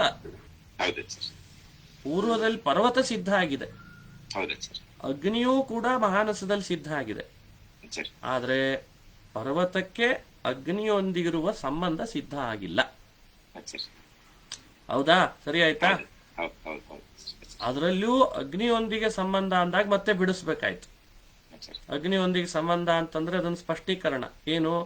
ಅಗ್ನಿ ಸಂಯೋಗ, ಅದನ್ನೇ ಸಾಧಿಸ್ಲಿಕ್ಕೆ ಹೊರಟಿರೋದು ಪರ್ವತದಲ್ಲಿ ಅನ್ಬೇಕು. ಅಲ್ಲಿ ಹಿಡಿದ್ರು ಭಗವತ್ಪಾದರು ತಕ್ಷಣಕ್ಕೆ, ಅಗ್ನಿ ಸಂಯೋಗವನ್ನು ಪರ್ವತದಲ್ಲಿ ಸಾಧಿಸ್ತೀರಿ ಅಂತ ನಿಮ್ಮ ಮಾತು ಒಪ್ಪಿಗೆ. ಆದರೆ ಆ ಸಂಯೋಗವು ಪರ್ವತದೊಳಗೆ ನಿಮ್ಮ ಸಿದ್ಧಾಂತದ ಪ್ರಕಾರ ಯಾವ ಸಂಬಂಧದಿಂದ ಇದೆ ಅದನ್ನು ಹೇಳಿ ಅಂತ ಕೇಳಿದ್ರು ಮತ್ತಲ್ಲಿ. ಸಮಯ ಬಿಟ್ಟು ಬೇರೆ ಹಾ, ಅವರ ಸಿದ್ಧಾಂತದ ಪ್ರಕಾರ ಸಮವಾಯ ಬಿಟ್ಟು ಬೇರೆ ಸಂಬಂಧ ಅಲ್ಲಿ ಹೇಳಲಿಕ್ಕೆ ಇಲ್ಲ. ಆ ಸಂಬಂಧ ಅದು ಅನೇಕವೋ ಏಕನೋ? ಏಕನೇ. ಏಕ ಅಂತ ಆದ್ರೆ ತಂತು ಮತ್ತು ಪಟಗಳಲ್ಲಿಯೂ ಸಮವಾಯ ಸಂಬಂಧ ಇದೆ ಅಲ್ವಾ? ಹೌದಲ್ಲ? ಹಾಗಾದ್ರೆ ಅಲ್ಲಿ ಸಿದ್ಧ ಆಗಿದೆ ಅಲ್ವಾ ಸಮವಾಯ? ಅಲ್ಲಿ ಸಿದ್ಧ ಸಮವಾಯ ಇಲ್ಲಿ ಹಾ, ಮತ್ತೆ ಇಲ್ಲಿಯೂ ಅದೇ ಸಮವಾಯ. ಯಾಕಂದ್ರೆ ಸಮವಾಯ ನಿಮ್ಮಲ್ಲಿ ಅನೇಕ ಅಲ್ಲ, ಏಕ. ಹಾಗಾದ್ರೆ ಸಿದ್ಧ ಆದದ್ದನ್ನ ಸಾಧಿಸ್ತೀರಿ ಅಂದ್ರೆ ಅನುಮಾನಕ್ಕೆ ಏನ್ ದೋಷ? ಸಿದ್ಧ ಸಾಧನೆ. ಹಾ, ಇಷ್ಟ. ತುಂಬಾ ಅದ್ಭುತ, ತುಂಬಾ ಅದ್ಭುತ. ಇದು ನಡೀತಾ ಇದೆ ಇಲ್ಲಿ ಪ್ರಸಂಗ. ಆಚಾರ್ಯ, ಆಚಾರ್ಯ. ಯಾವ ತಾರ್ಕಿಕರು ಇಡೀ ಅನುಮಾನ ಪ್ರಕ್ರಿಯೆಯನ್ನು ಜಗತ್ತಿಗೆ ಕೊಟ್ಟವರೇ ನಾವು ಅಂತನ್ನೋ ಅಭಿಮಾನ ಇತ್ತಲ್ಲ ಅವರಿಗೆ, ಹೌದಲ್ಲ? ಆ ಅನುಮಾನ ಪ್ರಕ್ರಿಯೆಯಲ್ಲೇ ಅವ್ರ ಸೈದ್ಧಾಂತಿಕ ದೋಷವನ್ನು ತೋರಿಸ್ಬಿಟ್ರು. ನೋಡಿ, ನಿಮಗೆ ಇದು ಮುಳುವಾಗಿದೆ, ಸಮವಾಯಕ್ಕೆ ಏಕತ್ವ ಅಂಗೀಕಾರ ಮಾಡ್ಕೊಂಡಿದ್ದೀರಿ ನಿಮ್ ದರ್ಶನದಲ್ಲಿ, ಅಲ್ಲೇ ಮುಳುವಾಗಿದೆ, ತೋರಿಸ್ತೇನೆ ಅಂತ. ಈಗ ಬೇರೆ ಪಟದಲ್ಲಿರೋ ಸಮವಾಯ ಇಲ್ಲಿ ಅಗ್ನಿ ಸಂಯೋಗ ಅಲ್ವಾ? ಸಮವಾಯ ಬೇರೆ ಹೌದು. ಅಂತ ಹೇಳಿದ್ರೆ ನಾವು ಒಪ್ಪಕ್ಕ. ಅದು ಆಮೇಲೆ ಪ್ರಶ್ನೆ ಅಲ್ಲ. ನಮ್ಮಲ್ಲಿ ಸಮವಾಯವು ಅನೇಕ ಇದೆ ಅಂತ ಅವ್ರು ಅನ್ಲಿ, ಆಮೇಲೆ ಮತ್ತೆ ಚರ್ಚೆ ಮಾಡೋಣ. ಆದ್ರೆ ಸಮವಾಯಕ್ಕೆ ಏಕತ್ವ ಅಂಗೀಕರಿಸುವ ನಿಮ್ ಸಿದ್ಧಾಂತದ ವಿಷಯಕ್ಕೆ ಇದು ದೋಷ ಹೌದೋ ಅಲ್ಲೋ? ಈಗ ಹೌದಲ್ಲ? ಅದು ಹೇಳಿ. ಅನೇಕ ಸಮವಾಯ ಅನೇಕ ಅಂತ ಒಪ್ಪಿದ್ರೆ ಅಪಸಿದ್ಧಾಂತ ಅವರಿಗೆ ಹಾ, ಅಲ್ಲಿಗೆ ತಂದು ಕೊಡಿಸ್ತಾರ. ಅನೇಕತ್ವೇ ಅಪಸಿದ್ಧಾಂತ, ಏಕತ್ವೇ ಸಿದ್ಧ ಸಾಧನ. ಅಂತೂ ತಾರ್ಕಿಕರ ದರ್ಶನ ಸಮವಾಯದ ಬಗ್ಗೆ ಅವ್ರು ಕೊಟ್ಟ ಎಕ್ಸ್ಪ್ಲನೇಷನ್ ನಲ್ಲಿ ಅವರಿಗೆ ಮುಳುವಾಯ್ತು. ಹೌದು. ಆದ್ದರಿಂದ ವೈಶೇಷಿಕ ದರ್ಶನ ಸರಿಯಲ್ಲ. ಸರಿ ಗೊತ್ತಾಗ್ತದಾ ಏನ್ ಹೇಳಿದೆ ಅಂತ? ತುಂಬಾ ಚೆನ್ನಾಗಿ ಇಷ್ಟು ಹೇಳಬೇಕು ನೋಡಿ. ಈಗ ನೋಡಿ, ಅಸ್ಯಚ ಏಕತ್ವಾತ್ ಸಿದ್ಧ ಸಾಧನಂ, ಅದ್ರ ವಿವರಣೆ ಕೊಡ್ತಾರೆ. ಪರ್ವತಾದೇರಿವ ಅಸ್ಯಚ ಸಿದ್ಧತ್ವಾತ್ ಇತಿ ಶೇಷಃ. ಯಾವ ಸಮವಾಯ ಅಗ್ನಿನಾ ಸಂಯೋಗ ಪರ್ವತದಲ್ಲಿದೆ ಅಂತ ಹೇಳಲಿಕ್ಕೆ ಹೊರಟಾಗ ಹೇಳ್ತಿದ್ದೀರಿ, ಪರ್ವತ ಅನ್ನೋದು ಹೇಗೆ ಸಿದ್ಧವೋ ಅಗ್ನಿ ಸಂಯೋಗಕ್ಕೆ ಸಮವಾಯ ಪರ್ವತದಲ್ಲಿ ಏನು ಹೇಳ್ತಿದ್ರೆ ಅದು ಸಿದ್ಧವೇ ಅಂತ ಅರ್ಥ. ಉದಾಹರಣೆಯಾಗಿ ಪರ್ವತ ಕೊಟ್ರಷ್ಟೆ. ಸಿದ್ಧ ಸಾಧನಂ ಧೂಮಾದ್ಯನುಮಾನಂ ಇತಿ ಶೇಷಃ. ಧೂಮಾದ್ಯನುಮಾನಕ್ಕೆ ಸಿದ್ಧ ಸಾಧನ ಅಂತ ಹೇಳ್ದಂತಾಯ್ತು. ಅದನ್ನು ಶೇಷ ಪೂರ್ಣ ಮಾಡಿಕೊಂಡ್ರೆ ವಾಕ್ಯಾನ್ವಯ ಪೂರ್ಣ ಆಗ್ತದೆ. ಕಥಂ ಸಮವಾಯಸ್ಯ ಸಿದ್ಧತ್ವಂ ಇತ್ಯತಃ ಉಕ್ತಂ ಏಕತ್ವಾದಿತಿ. ಸಮವಾಯಸ್ಯ ಸಿದ್ಧತ್ವಂ ಕಥಂ? ಯೋಚನೆ ಮಾಡ್ರಿ. ಅದಕ್ಕಂದ್ರು ಕಾರಣ ಒಂದೇ, ಏಕತ್ವಾತ್ ಅಂತ ಯುಕ್ತಿ ಕೊಟ್ಬಿಟ್ರು ಭಗವತ್ಪಾದ. ನಾವೇ ಹೇಳಿದ್ದಲ್ಲ, ನೀವೇ ಹೇಳಿದ್ದೀವಿ ಏಕತ್ವಂ ಅಲ್ವಾ? ಅವರೇ ಏಕತ್ವ ಒಪ್ಪಿಕೊಂಡಿರೋದು. ಅದಕ್ಕೆ ಯಸ್ ತಂತುಪಟಯೋ ಸಮವಾಯ ಸ ಏವ ಹಿ ಪರ್ವತಸ್ಯ ಅಗ್ನಿನ ಅಥವಾ ಪರ್ವತಾಗ್ನಿ ಸಂಯೋಗಯೋ ಸಮವಾಯ ಪರೇಣ ಅಂಗೀಕೃತಃ. ತಂತು ಹಾಗೂ ಪಟಗಳಲ್ಲಿ ಯಾವ ಸಮವಾಯ ಸಂಬಂಧವನ್ನು ಅವರು ಒಪ್ಪಿದ್ದಾರೆ ಅದೇ ಸಮವಾಯ ಸಂಬಂಧನೇನೆ ಪರ್ವತ ಹಾಗೂ ಸಂಯೋಗಗಳ ಮಧ್ಯದಲ್ಲಿ ಒಪ್ಕೊಂಡ್ಬಿಟ್ಟಿದ್ರು. ಹೇಳಿದ್ದೇ ಇಲ್ಲ ಅವಾಗ್ಲಿ. ಪರ್ವತದಲ್ಲಿ ಸಂಯೋಗ ಅನ್ನೋದು ಸಮವಾಯದಿಂದಲೇ ಇದೆ. ಯಾಕಂದ್ರೆ ಸಂಯೋಗ ಗುಣ, ಪರ್ವತ ಗುಣಿ, ಸಮವಾಯ. ಆ ಸಮವಾಯ ಬೇರೆ ಆಗಿಲ್ಲ ಪಟತಂತು ಸಮವಾಯಕ್ಕಿಂತ. ತಂತುಪಟಯೋ ಸಮವಾಯಶ್ಚ ಪ್ರತ್ಯಕ್ಷೇಣವಾ ಅನುಮಾನೇನವಾ ಸಿದ್ಧಯೇವ. ಇನ್ನು ತಂತುಪಟಗಳಲ್ಲಿ ಸಮವಾಯ ಸಿದ್ಧ ಆಗಿಲ್ಲ ಅಂತ ನೀವು ಅನ್ಬಹುದಾ? ಅದು ಸಾಧ್ಯ ಇಲ್ಲ. ಯಾಕಂದ್ರೆ ಅದು ಪ್ರತ್ಯಕ್ಷ ಸಿದ್ಧ. ಅವರ ಪ್ರಕಾರ ತಂತುಪಟಯೋ ಸಮವಾಯ ಪ್ರತ್ಯಕ್ಷ ಸಿದ್ಧ. ಅಷ್ಟೇ ಅಲ್ಲ, ಬೇಡ ನಿಮ್ ಪ್ರಕಾರ ಅನುಮಾನ ಸಿದ್ಧಾಂತ ಆದ್ರೂ ಇಟ್ಟುಕೊಳ್ರಿ ಬೇಕಂದ್ರೆ. ತಂತುಪಟಗಳಲ್ಲಿ ಯಾವ್ದಾದ್ರೂ ಒಂದು ಸಂಬಂಧ ಒಪ್ಪಿಕೊಳ್ಳೇಬೇಕು. ಹಾ, ಪಟಃ ತಂತುನಾ ಸಂಬದ್ಧ. ಯಾಕೆ? ದ್ರವ್ಯತ್ವ ತಂತನೋ ಏನೋ ಒಂದು ಯುಕ್ತಿ ಹೇಳ್ತಾರೆ. ಅಲ್ಲಿ ಸಂಬದ್ಧ ಅಂತಂದಾಗ ಸಂಬಂಧ ಒಪ್ಪಲೇಬೇಕಾ, ಸಂಬಂಧ ಸಾಧಿಸ್ಬೇಕಾ ಅದೊಂದು. ಅಥವಾ ವಿಶಿಷ್ಟ ಪ್ರತೀತಿ ಅಂತಾದ್ರೂ ಸಾಧನೆ ಮಾಡ್ಬೋದು. ವಿಶಿಷ್ಟ ಪ್ರತೀತಿ ಸಂಬಂಧ ವಿಷಯಕ ಪ್ರತೀತಿತ್ವಾತ್ ಘಟಪಟ ವಿಶಿಷ್ಟ ಪ್ರತೀತಿವತ್ ಅಂತ ಹಿಂಗೆ ಪ್ರತೀತಿತ್ವ ಹೇತುವಿನಿಂದಲೂ ಸಾಧಿಸ್ಲಿಕ್ಕೆ ಬರ್ತದೆ. ಅಂತೂ ಅನುಮಾನದಿಂದಲೋ ಪ್ರತ್ಯಕ್ಷದಿಂದಲೋ ನಮಗೆ ತಂತುಪಟಗಳಲ್ಲಿ ಸಮವಾಯ ಅಂತ ಅನ್ನೋದು ಸಿದ್ಧ ಆಗಿದೆ. ಹೌದು ಆ ಸಮವಾಯ ಸಂಬಂಧನೇನೆ ಈ ಅನುಮಾನ ಸಾಧ್ಯವಾದ ಸಂಯೋಗ ಮತ್ತು ಪರ್ವತಗಳಿಗಿರುವ ಸಂಬಂಧದಲ್ಲಿಯೂ ಸಿದ್ಧ ಆಗಿದೆ, ಹೌದು ಸಾಧಿಸ್ಲಿಕ್ಕೆ ಹೊರಟಿದೆ. ಅಂದಮೇಲೆ ಏಕ ಆದ್ದರಿಂದ ಸಿದ್ಧ ಸಾಧನತ ಬಂದೇ ಬರ್ತದೆ ನಿಮಗೆ ಅಂತ ಹೇಳ್ಬಿಟ್ಟು. ಆಚಾರ್ಯ ಅನುವ್ಯಾಖ್ಯಾನ ಸ್ಪಷ್ಟ ಗೊತ್ತಾಯ್ತು ಅಂದ್ಕೊಳ್ತೀನಿ. ಪ್ರಶ್ನೆ ಇದ್ರೆ ಕೇಳ್ಕೊಳ್ಳಿ. ಕ್ಲಿಯರ್, ತುಂಬಾ ಕ್ಲಿಯರ್. ಅಯಮತ್ರ ಸಮುದಾಯಾರ್ಥ. ಒಟ್ಟು ನಮಗೂ ಅವ್ರಿಗೂ ನಡೆದ ಈ ಚರ್ಚೆಯಲ್ಲಿ ಮಥಿತಾರ್ಥ ಸಮುದಾಯಾರ್ಥ ಏನು ಅಂತ ತಿಳಿಸ್ತಾರೆ. ನಾವು ಯಾವಾಗಲೂ ಬಾಯಲ್ಲಿ ಒಟ್ಟು ಅರ್ಥ ಏನಪ್ಪಾ ಇಷ್ಟೋ ತನಕ ಚರ್ಚೆ ಮಾಡಿದ್ದಾಯ್ತು, ಒಟ್ಟು ಇದರ ಅರ್ಥ ಏನು ಅಂತ ಅಂತಿರ್ತೇವೆ. ಅದನ್ನ ಸಂಸ್ಕೃತದಲ್ಲಿ ಸಮುದಾಯಾರ್ಥ ಅಂತ ಶಬ್ದವನ್ನು ಬಳಸ್ತಾರೆ. ನೋಡಿ, ಒಟ್ಟು ಅವರ ನಮ್ಮ ಚರ್ಚೆಯಲ್ಲಿ ಮೂಡಿ ಬಂದಂತಹ ಒಂದು ಒಟ್ಟರ್ಥ. ಯದ್ಯೇಕ ಏವ ಸರ್ವತ್ರ ಸಮವಾಯ ಸ್ಯಾತ್ ತದಾ ಸರ್ವಾನುಮಾನಾನಾಂ ಸಿದ್ಧ ಸಾಧನತಾ ಸ್ಯಾತ್. ಯದ್ಯಪಿ ಯಾಥಾರ್ಥ್ಯಮೇವ ಪ್ರಾಮಾಣ್ಯಂ ತಥಾಪಿ ಶಬ್ದವತ್ ಪರಾರ್ಥಾನುಮಾನಸ್ಯ ಪರಾಪೇಕ್ಷೆಯ ಪ್ರವೃತ್ತತ್ವಾತ್ ಸಿದ್ಧ ಸಾಧನತಾ ದೋಷ ಏವ. ನೋಡಿ, ಈ ವಾಕ್ಯ ಯಾಕೆ ಆಡಿದ್ದಾರೆ ಅಂತ ಈಗ ತಿಳಿಸ್ತೀನಿ. ಈ ಒಟ್ಟು ಈ 4 ವಾಕ್ಯಗಳ ಅಭಿಪ್ರಾಯ ಏನು? ಇದು 2 ವಾಕ್ಯಗಳದ್ದು. ನಾವು ತಾರ್ಕಿಕರೊಟ್ಟಿಗೆ ನಡೆಸಿದ ಚರ್ಚೆಯಲ್ಲಿ ಅವರನ್ನ ಕುರಿತು ನಾವು ಹಾಕಿದಂಥ ಒಂದು ತರ್ಕ ಪ್ರಸಂಗ ಇಷ್ಟು. ನೋಡಿ ತಾರ್ಕಿಕರೇ, ನೀವು ಹೇಳುವಂತೆ ಸಮವಾಯ ಅನ್ನೋದು ಒಂದೇ ಅಂತಾದರೆ, ಅದು ಏಕ ಅಂತಾಗಿಬಿಟ್ರೆ, ಅಂದ್ರೆ ಗುಣಗುಣಿಗಳಲ್ಲಿ ಎಲ್ಲ ಗುಣಗುಣಿಗಳಲ್ಲಿರುವ ಗುಣ ಬೇರೆ, ಗುಣಿಗಳು ಬೇರೆ, ಅವುಗಳು ಬೇರೆ ಬೇರೆ ಇದ್ರು ಆ ಗುಣಿ ಮತ್ತು ಗುಣಗಳಲ್ಲಿರುವ ಸಂಬಂಧ ಮಾತ್ರ ಒಂದೇ ಅಂತ ನಿಮ್ಮ ಅಭಿಪ್ರಾಯ ಆಗಿಬಿಟ್ರೆ ಎಲ್ಲಾ ಕಡೆಯಲ್ಲೂ ಎಲ್ಲಾ ಅನುಮಾನಗಳಿಗೂ ಸಿದ್ಧ ಸಾಧನತಾ ಬರಬೇಕಾದೀತು. ಇದು ನಾವು ಅವರಿಗೆ ಕೊಟ್ಟಂತಹ ದೋಷ ಪ್ರಸಂಗ. ಅವ್ರು ಹೇಳ್ಬೋದು, ಅವ್ರು ಹೀಗೆ ಹೇಳ್ಬೋದು. ಆವಾಗ ಸಿದ್ಧ ಸಾಧನತಾ ಇದು ಅನುಮಾನದಲ್ಲಿ 2 ಪ್ರಭೇದ ಇದೆ, ಸ್ವಾರ್ಥಾನುಮಾನ ಪರಾರ್ಥಾನುಮಾನ ಅಂತ. ಅದನ್ನು ಎಲ್ಲಿ ದೋಷ ಅಂತ ಹೇಳ್ತೀರಿ? ಸಿದ್ಧ ಸಾಧನತಾ ಪರಾರ್ಥಾನುಮಾನದಲ್ಲಿ ದೋಷ ಅಂತ ಅನ್ಬೇಕಲ್ವೇ?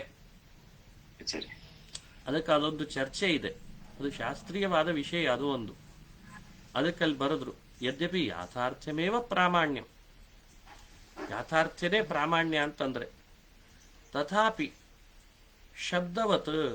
ನೋಡಿ ಆ ಮಾತು ಎಷ್ಟು ಗಂಭೀರ. ಶಬ್ದ ಹೇಗೋ ಹಾಗೆ ಪರಾರ್ಥಾನುಮಾನವೂ ಕೂಡ, ಪರಾರ್ಥಾನುಮಾನ ಸ್ವಾರ್ಥಾನುಮಾನ ಅಂತ 2 ಅನುಮಾನಗಳನ್ನು ಪ್ರಯೋಗ ಮಾಡ್ತಿರ್ತದೆ. ತಾನೇ ಮಾಡ್ಕೊಳ್ಳುವ ಅನುಮಾನ ಸ್ವಾರ್ಥಾನುಮಾನ. ಸ್ವಾರ್ಥ ಅನ್ನೋದು ಇಲ್ಲಿ ದೋಷ ಅಂತ ತಿಳ್ಕೊಳ್ಬಾರ್ದು. ಕನ್ನಡದಲ್ಲಿ ಸ್ವಾರ್ಥ ಅಂದ್ರೆ ಸ್ವಾರ್ಥಿ ಬಾಳದ್ರು, ಅವನ ಭಾರಿ ಸ್ವಾರ್ಥಿ ಅಂತ ಇರ್ತಾರೆ. ಆ ತರಹ ಇಲ್ಲಿ ಸ್ವಾರ್ಥ ಮತ್ತು ಸ್ವಾರ್ಥ ಶಬ್ದ ದೋಷ ಅನ್ನೋ ಅರ್ಥದಲ್ಲಿ ಹೇಳೋದಿಲ್ಲ. ಮಾಡ್ಕೊಳ್ತಾನೆ, ಅದು ತಿಳುವಳಿಕೆಗೋಸ್ಕರನೇ ಮಾಡ್ತಿರ್ತಾನೆ ಅಲ್ವಾ? ಅದಕ್ಕೆ ಹೇಳ್ತಾರೆ ಅಲ್ಲಿ ಸಿದ್ಧ ಸಾಧನತಾ ದೋಷವಾಗ್ತದೆ. ಪರಾರ್ಥಾನುಮಾನದಲ್ಲಿ ಅಂತ ಕೇಳಿದ್ದಕ್ಕೆ ಉತ್ತರ ಕೊಟ್ಟಿದ್ದಾರೆ. ಪರಾರ್ಥಾನುಮಾನಸ್ಯ ಪರಾಪೇಕ್ಷೆಯ ಪ್ರವೃತ್ತತ್ವಾತ್ ಸಿದ್ಧ ಸಾಧನತಾ ದೋಷ ಏವ ಅಂತಂದಿದ್ದಾರೆ. ಸಿದ್ಧ ಸಾಧನತಾ ಪರಾರ್ಥಾನುಮಾನದಲ್ಲಿ ದೋಷವಾಗಲ್ಲ ಅನ್ನಬೇಡಿ, ಅದು ಪರಾಪೇಕ್ಷೆಯ ಪ್ರವೃತ್ತವಾಗಿರ್ತದೆ ಅಲ್ಲಿಯೂ ಕೂಡ. ಆಗ ಪ್ರತಿಬಂಧಕ ಆಗೇ ಆಗ್ತದೆ, ಆವಾಗ ಪ್ರತಿಬಂಧಕ ಆಗೇ ಆಗ್ತದೆ. ಆದ್ರಿಂದ ಅದಕ್ಕೂ ದೋಷತ್ವವನ್ನು ಅಂಗೀಕರಿಸಬೇಕು ಅಂತ ಅಭಿಪ್ರಾಯ. ಈ ವಾಕ್ಯವನ್ನು ನೀವು ಹೆಚ್ಚು ತಲೆ ಕೆಡಿಸ್ಕೊಳ್ಬೇಡ್ರಿ, ಸಂಕ್ಷಿಪ್ತವಾಗಿ ನಾನು ಇಷ್ಟು ತಿಳಿಸಿದ್ದು ಸಾಕಿದಕ್ಕೆ. ಯಾಕಂದ್ರೆ ಇದ್ರ ಬಗ್ಗೆ ಹೇತ್ವಾಭಾಸಗಳ ಬಹಳ ವಿವರಣೆಯನ್ನ ಕೊಡೋದಿದೆ. ಸದ್ಯಕ್ಕೆ ಇಷ್ಟು ತಿಳ್ಕೊಂಡ್ರೆ ಸಾಕು. ಪ್ರಾಮಾಣ್ಯಂ ಯಾಥಾರ್ಥ್ಯಮೇವ ಅಷ್ಟು ಹೇಳ್ಕೊಂಡ್ರೆ ಸಾಕು ಅಲ್ವಾ?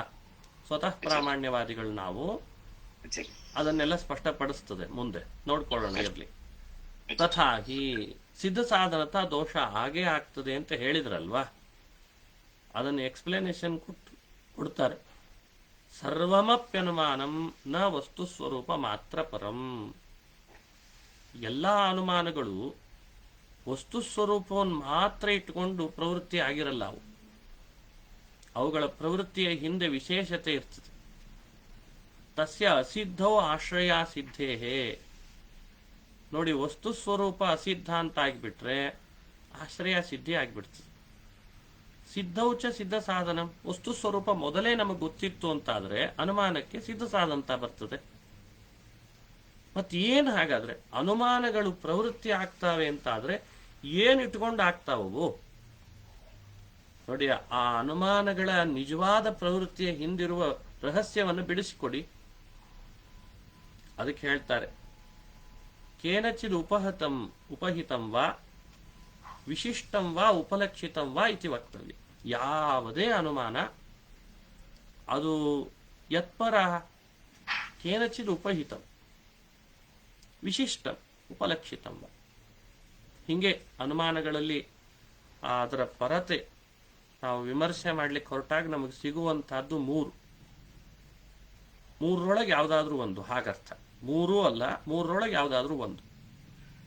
ತಚ್ಚ ವಿಶಿಷ್ಟಾಧಿಕಂ ನ ವಿಶೇಷಣಾದಿತ್ರಯಾತ್ ಅನ್ಯದೇವ ಇತಿ ಯುಕ್ತ. ಅಲ್ಲಿ ಉಪಹಿತವೋ ವಿಶಿಷ್ಟವೋ ಉಪಲಕ್ಷಿತವೋ ಅಂತ ಇದ್ದಾಗ ಸಾಧ್ಯವಾದದ್ದು ಅದು ವಿಶೇಷಣಾದಿತ್ರಯಕ್ಕಿಂತ ಅನ್ಯತ್ ಅಂತ ಹೇಳೋದಂತೂ ಸರಿನೇ ಅಲ್ಲ. ಇದು ನಾವು ಅವಾಗ್ಲಿಂದ ಅವರಿಗೆ ಸಮರ್ಥನೆ ಮಾಡಿ ತೋರಿಸ್ತಾ ಇರೋದು ಇದನ್ನೇ. ಯಾಕಂದ್ರೆ ಅನುಪಲಂಭಾದಿ ಬಾಧಾತ್, ಪ್ರತ್ಯಕ್ಷದಲ್ಲಿ ಉಪಲಬ್ಧ ಆಗ್ತಿರೋದೇ ಬೇರೆ, ಇಲ್ಲಿರೋದೇ ಬೇರೆ ಅಂತ ಆದಾಗ ಅನುಪಲಂಭ ಬಾಧ ಬಂದೇ ಬರ್ತದೆ. ತ್ರಯ ಅನನ್ಯತ್ವವನ್ನು ಹೇಳ್ತೇವೆ, ಹಾಗಾದ್ರೆ ಅನ್ಬೇಕು. ವಿಶೇಷಣಾದಿತ್ರಯ ಅನನ್ಯತ್ವ. ಅನನ್ಯತ್ವೇಪಿ ನ ವಿಶೇಷಣ ಮಾತ್ರ. ಆವಾಗಲೂ ಕೂಡ ವಿಶೇಷಣ ಸ್ವರೂಪ ಮಾತ್ರ ಅಂತ ಹೇಳಲಿಕ್ಕಾಗ್ತದೆಯೇ? ತಪ್ಪು. ಯಾಕೆ? ತಸ್ಯ ಅನುಮಾನಾತ್ ಪ್ರಾಕ್ ಸಿದ್ಧತ್ವಾತ್. ಸಾಧ್ಯಭೂತವಾದದ್ದು ವಿಶೇಷಣ ಮಾತ್ರ ಸ್ವರೂಪ ಅಂತಾಗಿ ಬಿಟ್ರೆ ಸಾಧ್ಯ ಅಗ್ನಿಯಪ್ಪ. ಅದೇ ಇದು ಅಗ್ನಿ ಅಲ್ಲ, ಅದು ವಿಶೇಷಣಪ್ಪ. ಈಗ ವಿಶೇಷಣ ಮಾತ್ರ ಸ್ವರೂಪ ಅಂದ್ಬಿಟ್ರೆ ಆ ಅಗ್ನಿ ಮಹಾನಸದಲ್ಲಿ ಪೂರ್ವ ಸಿದ್ಧ ಆದದ್ರಿಂದ ಸಿದ್ಧ ಸಾಧನತಾದಲ್ಲೇ ಪರ್ಯವಸಾನ ಆದೀತು. ಅಸಿದ್ಧೌಚ ಅಪ್ರಸಿದ್ಧ ವಿಶೇಷಣತ್ವಾಪತ್ತೇ. ವಿಶಿಷ್ಟವನ್ನ ನೀವು ವಿಶೇಷಣ ಸ್ವರೂಪ ಅಂತ ಹೇಳಿದ್ರಿ, ವಿಶೇಷಣ ಅನುಮಾನಾತ್ ಪ್ರಾಕ್ ಸಿದ್ಧನೇ ಆಗಿರ್ತದೆ ಅಂತ ನಾವು ತೋರಿಸಿ ಸಿದ್ಧ ಸಾಧ್ತಾ ಬಂದೀತು ಅಂತಂದ್ವಿ. ಒಂದು ವೇಳೆ ವಿಶೇಷಣ ಅಸಿದ್ಧವೇ ಅಂತ ಇಟ್ಕೊಳ್ಳೋದಾದ್ರೆ ಆವಾಗ ಅಪ್ರಸಿದ್ಧ ವಿಶೇಷಣತ್ವ ಅನ್ನೋ ದೋಷ ಅನುಮಾನಕ್ಕೆ ಬರ್ತದೆ. ಸಮಸ್ಯೆ ಎಲ್ಲಿದೆ ಅಂತ ಗೊತ್ತಾಯ್ತಲ್ಲ, ಇದೆಲ್ಲ ಸಮಸ್ಯೆ. ಅಷ್ಟೇ ಅಲ್ಲ, ಅಸಿದ್ಧೌಚ ಅಪ್ರಸಿದ್ಧ ವಿಶೇಷಣತ್ವಾಪತ್ತೇ ಮತ್ತೊಂದು ದೋಷ ಇದೆ ಅಲ್ಲಿ. ಅಗ್ನೇರೇವ ಅಗ್ನಿಮತ್ ಶಬ್ದಾರ್ಥತ್ವೇ ಮತುಪಹ ವೈಯರ್ಥ್ಯಾಪತ್ತಿಶ್ಚ. ಈಗ ಅಗ್ನಿನೇ ಅಗ್ನಿಮತ್ ಶಬ್ದದ ಅರ್ಥ ಅಂತ ಹೇಳ್ದಂಗಾಯ್ತು. ವಿಶಿಷ್ಟವು ವಿಶೇಷಣ ಮಾತ್ರ ಸ್ವರೂಪ ಅಂತಂದ್ರೆ ಏನ್ ಅರ್ಥ? ಮತ್ತೆ ವಿಶೇಷಣ ಅಂದ್ರೆ ಅಗ್ನಿ, ಅದು ವಿಶಿಷ್ಟ ತತ್ಸ್ವರೂಪ ಆಗಿಬಿಟ್ರೆ ಅಗ್ನಿನೇ ಅಗ್ನಿಮತ್ ಶಬ್ದದ ಅರ್ಥ ಅಂತ ಹೇಳ್ದಂತಾಯ್ತು. ಅಗ್ನಿಮಾನ್ ಅನ್ನೋಲ್ಲಿ ಮತು ಪ್ರತ್ಯಯ ಬಂದು ನಿಷ್ಪನ್ನವಾದ ಶಬ್ದ, ಆ ಮತು ಪ್ರತ್ಯಯ ಬಂದದ್ದು ವ್ಯರ್ಥ ಅಂತ ಆಗಬೇಕಾಗ್ತದೆ. ಮತು ಪ್ರತ್ಯಯ ವೈಯರ್ಥ್ಯ, ಅಪ್ರಸಿದ್ಧ ವಿಶೇಷಣತ್ವ. ವಿಶಿಷ್ಟವನ್ನ ವಿಶೇಷಣ ಸ್ವರೂಪ ಅಂತಂದಾಗ ಆಗುವ ಸಮಸ್ಯೆ ಇದು. ಅವಾಗ ಧರ್ಮಿ ಸ್ವರೂಪ ಮಾತ್ರ ಅಂತ ಹೇಳಬೇಕು ಅಂತಂದ್ರೆ ಅದು ತಪ್ಪೆ. ನಾಪಿ ಧರ್ಮಿ ಸ್ವರೂಪ ಮಾತ್ರ. ಯಾಕೆ? ಉಕ್ತ ದೋಷ. ಧರ್ಮಿ ಸ್ವರೂಪ ಮಾತ್ರ ಅಗ್ನಿಮತ್ ಶಬ್ದದ ಅರ್ಥ ಅಂದ್ರೆ ಮತ್ತೆ ಪುನಃ ಸಿದ್ಧ ಸಾಧನತ. ಅದೇ ಉಕ್ತ ದೋಷ ಅಂತಂದ್ರೆ ಪರ್ವತ ಅನುಮಾನಾತ್ ಪ್ರಾಕ್ ಸಿದ್ಧವಾಗಿ ಬಿಟ್ಟಿದೆ ಅಷ್ಟೇ. ಹಾಗಾದ್ರೆ ಸಾಧನೆ ಏನ್ ಮಾಡೋದು? ಪರ್ವತಃ ಅಗ್ನಿಮಾನ್ ಇತ್ಯೇತಯೋ ಏಕಾರ್ಥತ್ವಾಪತ್ತೇಶ್ಚ. ಎರಡನೇ ದೋಷ ಉಕ್ತ ದೋಷಾತ್ ಒಂದು ಸಿದ್ಧ ಸಾಧನತ, ಇನ್ನೊಂದು ದೋಷ ವಿಶಿಷ್ಟವು ಒಂದು ವೇಳೆ ವಿಶೇಷವಾದ ಧರ್ಮಿ ಅನಿಸಿದ ಪರ್ವತ ಮಾತ್ರ ಸ್ವರೂಪ ಅಂತಾಗಿಬಿಟ್ರೆ ಅಗ್ನಿಮಾನ್ ಹಾಗೂ ಪರ್ವತಃ ಈ ಎರಡೂ ಶಬ್ದಗಳಿಗೂ ಪರ್ಯಾಯ ರೂಪತೆ ಅಥವಾ ಏಕಾರ್ಥತ್ವ ಬರಬೇಕಾದೀತು ಅಂತ ಆಪತ್ತಿ ಮಾಡ್ತಾರೆ. ಹಾಗಾಗಿ ಅದು ವಿಶೇಷ ಧರ್ಮಿ ಸ್ವರೂಪ ಮಾತ್ರ ಅನ್ನೋದು ತಪ್ಪಾಗ್ತದೆ. ವಿಶಿಷ್ಟವನ್ನ ಇಲ್ಲ, ವಿಶಿಷ್ಟವನ್ನ ಸಂಬಂಧ ಮಾತ್ರ ರೂಪ ಅಂತ ಅನ್ಬೇಕು, ಅದು ತಪ್ಪೆ. ನಚ ಸಂಬಂಧ ಮಾತ್ರಂ ಯಾಕೆ? ಸಂಬಂಧ ಯಾವುದು? ಅಗ್ನಿ ಪರ್ವತಗಳ ಮಧ್ಯದಲ್ಲಿ ಪ್ರಕೃತ ಸಂಯೋಗ ಹೇಳಬೇಕು. ಹೌದು. ಸಂಯೋಗೋ ಹಿ ಕ್ವಚಿತ್ ಸಂಬಂಧ ಸ್ಯಾತ್ ಯಥಾ ಪರ್ವತಯೋ ಅಗ್ನಿ ಪರ್ವತಯೋ, ಎಲ್ಲೋ ಒಂದು ಕಡೆಯಲ್ಲಿ ಅಗ್ನಿ ಪರ್ವತದಂತಹ ಸ್ಥಳದಲ್ಲಿ ಸಂಯೋಗ ಸಂಬಂಧ ಆಗ್ತದೆ. ಕೆಲವೊಮ್ಮೆ ರೂಪರಸಗಳನ್ನ ಸಾಧ್ಯ ಹೇತುಗಳನ್ನು ಮಾಡಿದಾಗ ಅಲ್ಲಿಯೂ ಸಂಯೋಗ ಹೇಳಲಿಕ್ಕೆ ಆಗ್ತದಾ? ರೂಪರಸಗಳು ಗುಣ, ಅಲ್ಲಿ ಸಂಯೋಗ ಹೇಳಲಿಕ್ಕೆ ಬರಲ್ಲ. ಅಲ್ಲಿ ಅನಿವಾರ್ಯವಾಗಿ ಸಮವಾಯವನ್ನು ಹೇಳಬೇಕು. ನೋಡಿ, ಕ್ವಚಿತ್ ಸಮವಾಯ ಯಥಾ ರಸಾದ್ ರೂಪಾನುಮಾನಿ ದ್ವಾವಪಿ ಸ್ವರೂಪತಃ ಸಿದ್ಧವು. ಅಗ್ನಿ ಪರ್ವತಗಳಲ್ಲಿ ಸಂಯೋಗ ಅಂತ ಇಟ್ಕೊಂಡ್ರಿ, ಅದು ವಿಶಿಷ್ಟ ಅಗ್ನಿ ಪರ್ವತದ ಸಂಯೋಗ ಅಂತ ಇಟ್ಕೊಂಡು ವಿಶಿಷ್ಟ ತತ್ಸ್ವರೂಪ ಅಂತಂದ್ರೆ ಆ ಸಂಯೋಗವೂ ಕೂಡ ಪೂರ್ವ ಸಿದ್ಧವೇ. ರಸರೂಪಗಳಲ್ಲಿ ಅದು ರಸ ಸಾಧನ ಆಗಿ ರೂಪ ಸಾಧ್ಯ ಆದ ಅನುಮಾನಗಳಲ್ಲಿ ಸಮವಾಯ ಸಂಬಂಧ ಇದೆ ಅಂತ ಹೇಳಬೇಕು. ವಿಶಿಷ್ಟ ತತ್ಸ್ವರೂಪ ಅಂತಾದ್ರೆ ಆಗ ಅಲ್ಲಿಯೂ ತಾದೃಶ ಸಮವಾಯ ಸಿದ್ಧ ಆದದ್ರಿಂದ ಮತ್ತೆ ಪುನಃ ಸಿದ್ಧ ಸಾಧನತೆ.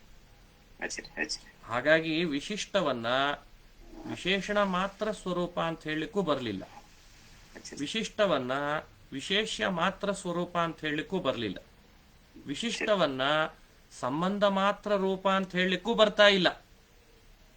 ಅದಕ್ಕೆ ಪ್ರಾರಂಭದಲ್ಲೇನೆ ವಿಶೇಷಣಾದಿತ್ರಯ ಅನ್ಯತ್ ಅನ್ನೋ ಪಕ್ಷ ಅಲ್ಲಿ ಅದನ್ನು ಇಟ್ಟುಕೊಂಡು ಅನನ್ಯತ್ ಅನ್ನೋ ಪಕ್ಷವನ್ನು ಇಷ್ಟು ವಿಸ್ತಾರವಾಗಿ ಹೇಳಿದ್ರು.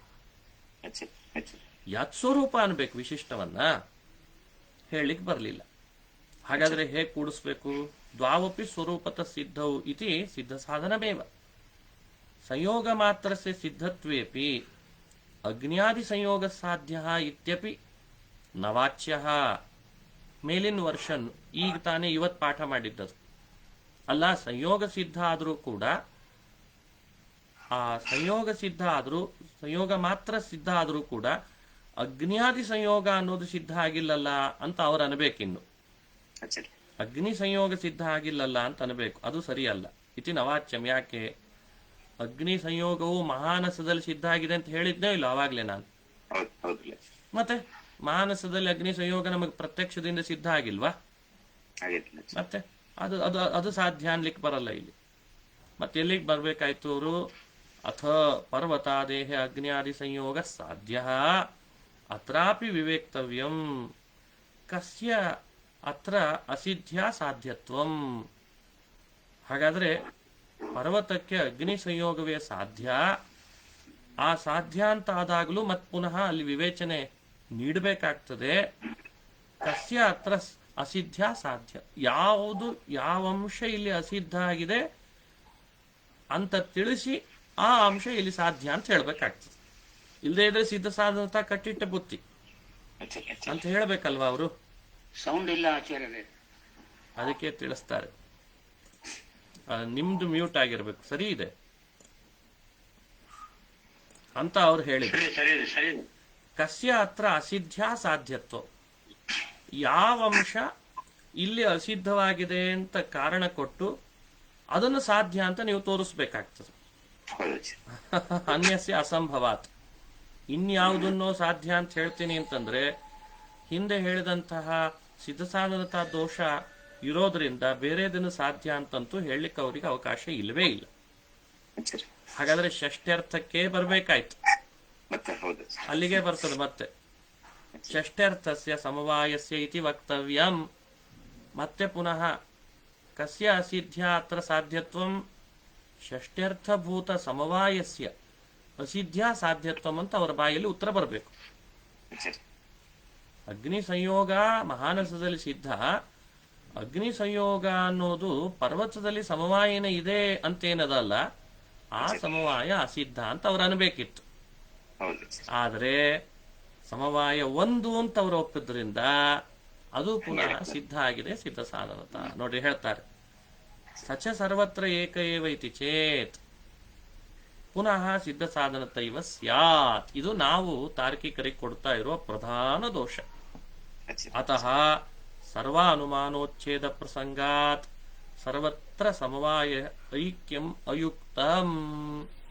ಸರ್ವಾನುಮಾನ ಉಚ್ಛೇದ ಅನ್ನೋ ದೋಷ ತಾರ್ಕಿಕರಿಗೆ ಬರ್ತದೆ. ಆದ್ರಿಂದ ಸರ್ವತ್ರ ಸಮವಾಯ ಐಕ್ಯಂ ಅಯುಕ್ತಂ. ಸರ್ವತ್ರ ಸಮವಾಯ ಐಕ್ಯ ಹೇಳ್ತೀವಿ, ಸರ್ವತ್ರ ಸಮವಾಯ ಐಕ್ಯ ಹೇಳ್ತೀವಿ ಅಂತ ನೀವೇನು ಸಿದ್ಧಾಂತ ಮಾಡಿದಿರಲ್ಲ, ತತ್ವಂ ಭಾವೇನ ಅನ್ನೋ ವೈಶೇಷಿಕರ ಆ ಸೂತ್ರ ಇಟ್ಕೊಂಡು ಏನು ಸಿದ್ಧಾಂತ ಮಾಡಿದಿರಿ, ಅದು ಸರಿಯಲ್ಲ, ಅದು ಸರಿಯಲ್ಲ ಅಂತ ಹೇಳಿ. ಈಗ ಕೇಳಿಸ್ತಿದೆ ಹೇಳಿ ಹೇಳಿ, ಕೇಳಿಸ್ತಾ ಇದೆ. ಈಗ ವೈಶೇಷಿಕರು ಇಷ್ಟೊಂದು ಸಮಸ್ಯೆ ಇಟ್ಕೊಂಡು ಹಾ, ಅಂದ್ರೆ ಅದನ್ನ ಬೇರೆ ದೋಷಗಳೆಲ್ಲ ಕೊಟ್ಟಿದ್ದೀವಿ, ಆದ್ರೆ ಅವರು ಅಷ್ಟೊಂದು ಭೌತಿಕವಾಗಿ ಎಲ್ಲ ಥಿಂಕ್ ಮಾಡೋರು, ಅದು ಹೇಗೆ ಅವರು ಸಮವಾಯಿನ ಒಂದೇ ಅಂತ ಸಮರ್ಥನೆ ಮಾಡ್ತಾ ಇದ್ದಾರೆ? Correct correct. ಅದೇ ಆ ಗೌರವ ಲಾಘವಕ್ಕೆ ಕಟ್ಟು ಬಿದ್ದದ್ದು ದರ್ಶನಗಳಲ್ಲಿ ಅವರಿಗೆ ಹೊಡೆತ ಬಹಳ ಕೊಟ್ಟಿದೆ. ಅವರಿಗೆ ನಾನು ಹೇಳ್ತೇನೆ, ಇದೇ ಮೇನ್ ಕಾರಣ. ಅವ್ರಿಗೇನಂದ್ರೆ ಆ ಗೌರವ ಲಾಘವಕ್ಕೆ ಬಹಳ ಕಟ್ಟು ಬೀಳ್ತಾರ ಅವರು. ಇದು ಗೌರವ ಬರುತ್ತೆ ಅಂತ ಜಾಸ್ತಿ ಒಂದಕ್ಕಿಂತ ಜಾಸ್ತಿ ಅಲ್ವಾ? ಅವರಿಗೆ ನಿತ್ಯತ್ವ ಹಾಗೂ ಏಕತ್ವ ಸಮವಾಯಕ್ಕೆ ಒಪ್ಪಗೊಳ್ಳಿಕ್ಕೆ ಅವರು ಮನಸ್ಸಿನಲ್ಲಿ ಇಟ್ಟುಕೊಂಡ ಯುಕ್ತಿಗಳೇ ಅವು. ಈಗ ಅನಿತ್ಯ ಅಂದ್ರೆ ಅನಿತ್ಯ ಅಂತಂದ್ರಿ ಅಂತ ಇಟ್ಕೊಳ್ಳಿ ಸಮವಾಯವನ್ನ. ಆ ಅನಿತ್ಯ ಅಂದದ್ದು ತಪ್ಪಿಗೆ ಮತ್ತು ಪುನಃ ಅದಕ್ಕೊಂದು ಪುನಃ ಜನಕ ಹುಟ್ಟಿಸ್ಬೇಕಾ? ನೀವು ಜನಕ ಹೇಳ್ಬೇಕಾ? ಅನಿತ್ಯ ಅಂದ್ಮೇಲೆ ಮತ್ತೆ ಜನಕ ಬೇಕೇ ಬೇಕಲ್ಲ. ಆ ಜನಕಕ್ಕೆ ಮತ್ತೊಂದು ಜನಕ, ಹಿಂಗೆ ಎಷ್ಟು ಜನಕಗಳನ್ನ, ಕಾರಣಗಳನ್ನ, ಸಮವಾಯ ಕಾರಣಗಳನ್ನ ಕಲ್ಪನಾ ಮಾಡ್ತೀವಿ, ಅಷ್ಟು ಗೌರವ ಬರ್ತದೆ. ಈಗ ಗೌರವ ಬಂದ್ರು ಕೂಡ ಅಲ್ಲ ಸರಿ, ಗೌರವ ಬಂದ್ರು ಕೂಡ ಎಲ್ಲಿ ನಮ್ಗೆ ಪ್ರಮಾಣ ಸಿದ್ಧವಾದ ವಿಷಯಗಳಲ್ಲಿ ಸರಿ, ಅದೆಲ್ಲ ಇರೋದೇ, ಅದೆಲ್ಲ ಎಲ್ಲಾ ದಾರ್ಶನಿಕರು ಆ ವಿಷಯವನ್ನ ಅಂಗೀಕರಿಸಿರೋದೇ, ಅದು ಸಾಮಾನ್ಯ ಅದು. ಆದ್ರೆ ಅವರಿಗೆ ಇದರಿಂದಲೇ ಕೂಡಿಸ್ಲಿಕ್ಕೆ ಬರ್ತಿರುವಾಗ ಆ ಗೌರವವನ್ನ ಮತ್ ಪುನಃ ಯಾಕೆ ಒಪ್ಪಬೇಕು? ಇಷ್ಟರಲ್ಲೇ ನಾವೇನೋ ಮಾಡಿ ಕೂಡಿಸ್ತೇವೆ ಅಂತ ಪ್ರಯತ್ನ ಪಟ್ಟಿದ್ದಾರೆ. ನಿತ್ಯತ್ವವನ್ನ, ಏಕತ್ವವನ್ನ ಬಹಳ ದೃಢವಾಗಿ ಸಮರ್ಥನೆ ಮಾಡಿದ್ದಾರೆ ತಮ್ಮ ಗ್ರಂಥಗಳಲ್ಲಿ ಅವರು. ಸಮವಾಯ ನಿತ್ಯ, ಸಮವಾಯ ಏಕ, ಸಮವಾಯ ನಿತ್ಯ, ಸಮವಾಯ ಏಕ ಅಂತ.